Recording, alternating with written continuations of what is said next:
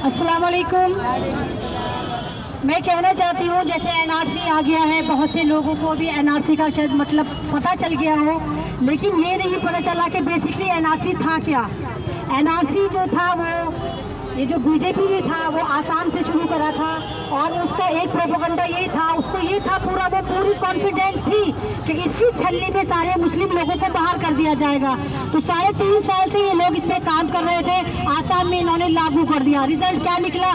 जब लिस्टिंग करी गई तो 16 लाख नॉन मुस्लिम, मैं ये नहीं कहती हिंदू बाहर हुए, नॉन मुस्लिम बाहर हो गए। अब बीजेपी परेशान कि अब क्या करे। अब वो दूसरी छलनी लेकर आई, वो थी CAA जो इन्होंने बना दिया। अब इन्होंने इसमें 6 मजहब को इंक्लूड करा, जिसमें इस्लाम कहीं से कहीं तक नहीं था।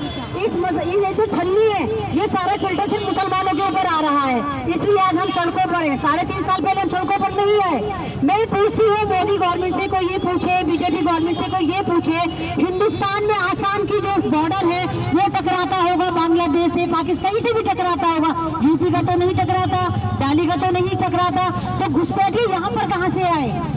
आप सब सवाल करें कि कहाँ से है। आज आप हैं, आज जामिया की आवाज दबा दी जा रही है। आप कौन सा चैनल उठाकर देखें, कौन सा यूट्यूबर उठाकर देखें, जामिया का कोई नाम नहीं है। और मैं जहाँ तक नजर देखती हूँ मुझे पब्लिक नजर आती है, लेकिन फिर भी जामिया की कोई न्यूज नहीं है। वजह साफ है ये कि ये दिखाना चाहते हैं कि प्रोटेस्ट खत्म हो गया। अब ये माइनॉरिटी में जाके जहाँ गरीब मुसलमान है वहाँ पे जाकर अटैक कर रहे हैं, जैसे यूपी, मुजफ्फरनगर, बिजनौर, ये वहाँ पर कर रहे हैं, क्योंकि कैपिटल में कुछ भी करेंगे तो हाईलाइट हो जाएंगे। तो अब पूरे हिंदुस्तान की आवाम की रिस्पॉन्सिबिलिटी हम लोगों पर है कि हम इस आवाज को बुलंद करें। ये जो लॉ है ये मुसलमानों के लिए ही नहीं है, ये पूरे हिंदुस्तान के लिए है। आप एक आवाज बने हैं, आप भीड़ में एक चेहरा बने, आप नॉन मुस्लिम को भी अपने साथ मिलाएं, उनसे कहें अगर हमारे इलाकों में 144 लगा दी जाती है तो प्लीज वो प्रोटेस्ट आप अपने इलाकों में करें, क्योंकि आप हमारे भाई हैं। हमने आपको दिल से भाई माना, आप सब हमारे भाई हैं। हिंदुस्तान में आज दलित 20 करोड़ है, उनकी हालत तो शायद हमसे भी ज्यादा बदतर है। हमारे यहाँ हर कौम का आदमी मस्जिद में जाके नमाज पढ़ सकता है, लेकिन दलित किसी भी मंदिर में नहीं जा सकता। इनके मंदिर अलग होते हैं, इनका खान पान अलग होता है। तो हमें अपने साथ सारे जितने भी दलित है, जितने भी दूसरे वाले हिंदू है जिनको दबाया जा रहा है, हमें उनको साथ लेके चलना है। ये लड़ाई मुसलमानों की नहीं है, ये लड़ाई हमारे हिंदुस्तान में हमारा ही अपना अस्तित्व, अपना किरदार बचाने के लिए है, नहीं तो हम मार दिए जाएंगे। अब क्या होगा? मोदी डर चुका है, बीजेपी डर चुकी है, क्योंकि रीढ़ की हड्डी पे हमला हुआ है। वो कह रहे हैं हमें कोई फर्क नहीं पड़ता। वो ये भी क्यों बोल रहे हैं कि कोई फर्क नहीं पड़ता, यानी फर्क पड़ता है।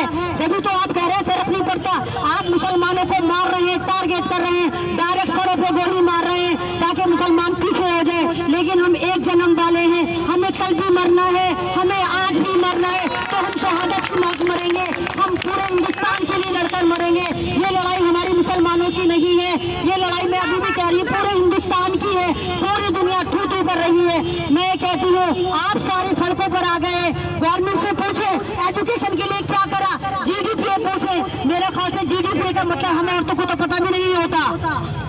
GDPA 1 साल के लिए बनता है, जो किसी भी मुल्क के जो अंदर प्रोडक्ट बनते हैं उसको सेल आउट करा जाता है। जो कभी 9 हुआ करता था अब वो 2% रह गया, यानी हमारी जो प्रोडक्शन हाउस है वो बहुत तेजी से बंद हो रहे हैं। जब वो बंद होंगे तो हम बेरोजगार होंगे। हिंदुस्तान खुद कह रहा है हम जो आंकड़ों के लिहाज से है 30 करोड़ बेरोजगार है, लेकिन जितने रक्षा झल्ली ठेले वाले हैं वो इस लिस्ट में नहीं है, क्योंकि हमारा कहीं रजिस्टर नहीं होता कि हम कुछ कर रहे हैं। अगर इस तरह देखे जाए तो 70 करोड़ लोग बेरोजगार हो चुके हैं, 30 करोड़ तो सिर्फ लिस्ट में हम गवर्नमेंट के आते हैं, तो पूरा हिंदुस्तान इस वक्त बेरोजगार है। कुछ चुनिंदा कंपनियां हमारे से फायदा उठा रही हैं और हमें गुलामी की तरफ धकेल रही हैं। तो मैं ये कहती हूँ आप आए, अपने साथ 2 को और लेकर आए। आप रिक्वेस्ट करिए अपने नॉन मुस्लिम भाइयों से भी कि आज हमारा नंबर है, कल तुम्हारा नंबर होगा। हमें सिखों के साथ भी खड़ा होना चाहिए, हमें उनसे भी रिक्वेस्ट करनी चाहिए। और शायद आज सिख भी हमारे साथ हैं। मैंने संडे वाले दिन देखा काफी सिख हजरात यहाँ पर थे।